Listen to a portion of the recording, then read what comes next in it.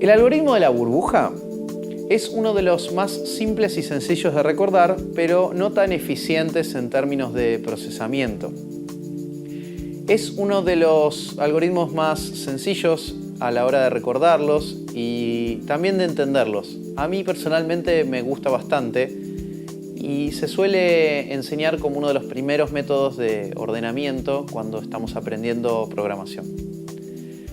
Básicamente, el concepto es: si nosotros tenemos un vaso de gaseosa con muchas burbujas, las burbujas que deben ascender irán escalando lentamente hacia el líquido y las otras burbujas, hacia la superficie del vaso, para luego permanecer ahí o escapar al aire. Esto es porque literalmente nosotros lo que haremos es comparar cada par de elementos de nuestra lista a ordenar entre sí, y si no son o no están en el orden que nosotros deseamos que estén, los intercambiamos. Es decir, ordenaremos de a pares para luego volver a empezar desde el principio de la lista y volver a ordenar de a pares.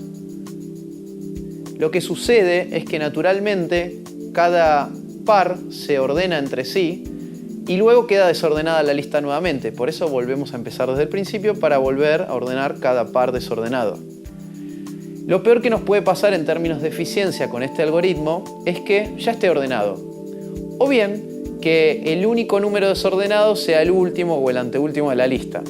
Con lo cual recorreremos muchas veces la lista. Hay formas de solucionar esto para hacer a este algoritmo tan interesante y simple más eficiente, pero por ahora nos concentraremos en la forma más fácil de recordar y más fácil de entender. Vamos a ver un ejemplo claro en pseudocódigo para entender mejor de qué se trata esto. Entonces veamos un ejemplo en el cual nos pasan por parámetro una lista. En este caso vamos a usar una lista de números enteros, a la cual llamaremos lista de números. Y también nos vamos a tener que ocupar de declarar algunas variables. En este caso y para este algoritmo, a mí me gusta tener separada la variable tamaño, longitud o tam, en este caso, que también será un número entero y representa el tamaño total de la lista que nos pasan, sobre la cual tenemos que ordenar los valores. Vamos a ordenar de manera ascendente, es decir, el número más chico irá al principio y el más grande al final.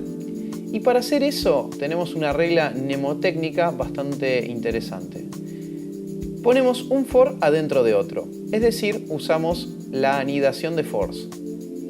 El for o el para, primero, deberá tener un entero, por ejemplo, y latina igual a 0, va a tener su corte mientras que, o se va a ejecutar, mejor dicho, mientras que i sea menor a tam menos 1, y por último incrementaremos en 1 este i++, esta variable i latina. Dentro de este for ponemos el segundo for. Declaramos sus variables de conteo con j o alguna otra letra que no sea i latina. Lo más común es ponerle j. Entonces, dentro de este para, declaramos el entero, j igual a 0, y nuestra condición de corte será j menor a tam, al tamaño o longitud de nuestra lista, menos i latina, que es la variable contadora o de control que tenemos en nuestro primer for, en el for de más arriba. Y por último, incrementamos j++, que es la variable de control de nuestro segundo for, el for interno. Dentro de este for interno es donde nos hacemos una pregunta clave, y es la pregunta de la burbuja. Pregunto, si la lista, o el elemento mejor dicho de la lista, que se encuentra en la posición 0, la primera vuelta, es mayor al elemento de la lista que se encuentra en la posición 1, esto nos determina y nos compara dos posiciones, dos cajas, entre comillas, que son la caja primera o la caja actual, que contiene algún valor, y la caja siguiente. Todo el tiempo estaremos comparando la caja actual con la caja siguiente. Y si no están en orden, es decir, si el orden entre ellas dos no es ascendente, las cambiaremos de orden. Dentro del if tenemos el código, que son solo 3 líneas, es decir, 3 instrucciones, que nos permiten ejecutar los pasos necesarios para cambiar o intercambiar los valores de estas dos cajas, de estas dos posiciones, de estos dos vectores, listas o lo que fuere que nosotros necesitamos ordenar. Con lo cual, dentro del if crearemos un entero auxiliar, le asignaremos el valor que tiene la posición siguiente a la caja actual que estamos mirando.